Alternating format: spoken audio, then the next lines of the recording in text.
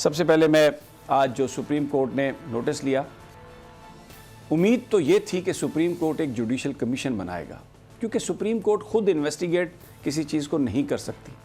تو اگر انویسٹیگیشن یہ جو ایف آئی اے نے کی ہے یا یہ جو اس حکومت نے فیکٹ فائنڈنگ کی ہے، اگر آپ اس پہ چلیں گے اور مقدمہ آگے چلائیں گے تو انصاف نہیں ملے گا، مل ہی نہیں سکتا، کیونکہ یہ حکومت، یہ سارا جو رجیم ہے پچھلے 6 7 8 مہینے کی، یہ یا ان کے ہینڈلرز، یہ سارے اس کرائم میں ملوث ہیں۔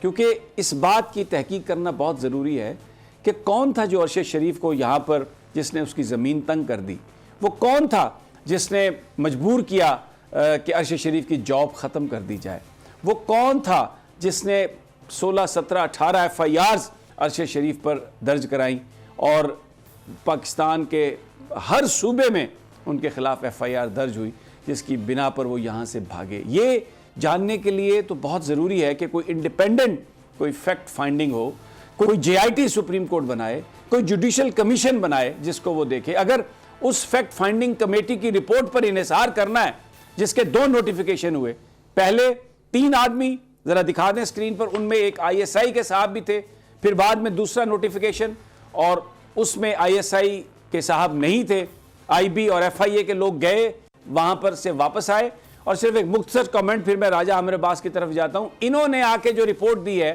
اس میں یہ کہا ہے کہ جو ایف آئی اے کے جو مقدمے درج کیے گئے ارشد شریف پر، اے آر وائی پر، حکومت کی منظوری نہیں لی گئی۔ یہ دیکھیں ذرا غور سے، اس کو سمجھیے کہ یہ ایف آئی اے کیا کر رہی ہے۔ یہ اس وقت ملبہ کس پر ڈالنے کی کوشش کر رہے ہیں کہ حکومت سے نہیں لی گئی تھی، کوئی اور تھا، گویا وہ کوئی اور کون تھا؟ یہ آپ خود سمجھتے ہیں اور جانتے ہیں کہ یہ اگر مصیبت میں ہوں تو پاؤں پڑ جاتے ہیں یہ شریف خاندان والے، اور جب یہ تھوڑا اقتدار ہو، اختیار ہو، تو بندے کا گلا پکڑتے ہیں۔ اور یہ ان کے ہینڈلر بھی سوچیں، اسٹیبلشمنٹ بھی سوچے کہ اس ایف آئی اے کی رپورٹ کے مطابق جس کے حصے لیک ہو رہے ہیں، جس میں یہ کہا جا رہا ہے کہ جناب حکومت سے تو نہیں لی گئی اجازت، تو پھر کس سے لی گئی ہے؟ کیا اس حکومت کے اندر کوئی اور حکومت ہے؟ کیا یہ کہنا چاہ رہے ہیں؟ انگلیاں کس کی طرف اٹھا رہے ہیں؟ اور پھر ایف آئی آر جو ہے وہ کیوں ارشد شریف کی والدہ کی مدعیت میں درج نہیں کی گئی؟ کون ہے ایس ایچ او جو یہ ان کی ایف آئی آر درج کرے گا؟ کیا کل جو سیٹلمنٹ ہوئے گا وہ ایس ایچ او کرے گا؟ کیا ارشد شریف لاوارث ہے؟ بالکل نہیں۔ ابھی جویریہ صاحبہ کا ٹویٹ میں نے دیکھا کہ کوئی لاوارث نہیں ہے، ارشد شریف پورا پاکستان اس کا وارث ہے۔ تو کیسے ایس ایچ او کی مدعیت میں جن کے اوپر ہمیں شک ہے وہ کیسے اس کی ایف آئی آر کو درج کر سکتے ہیں؟ اور کیوں ایف آئی آر ان کی درج ہو؟ ارشد شریف کی والدہ صاحبہ کا کوئی وکیل نہیں ہے، وہ خود اپنی وکیل ہیں اور اللہ سے وہ سوال کر رہی ہیں۔ کوئی ان کے بہاف پر جا کے یہ بات نہیں کر سکتا۔ یہ پوری دنیا کو یہ سمجھ لینا چاہیے، ظلم کیا ہے تو اور مزید ظلم نہ کریں، اس کو کور اپ نہ کریں۔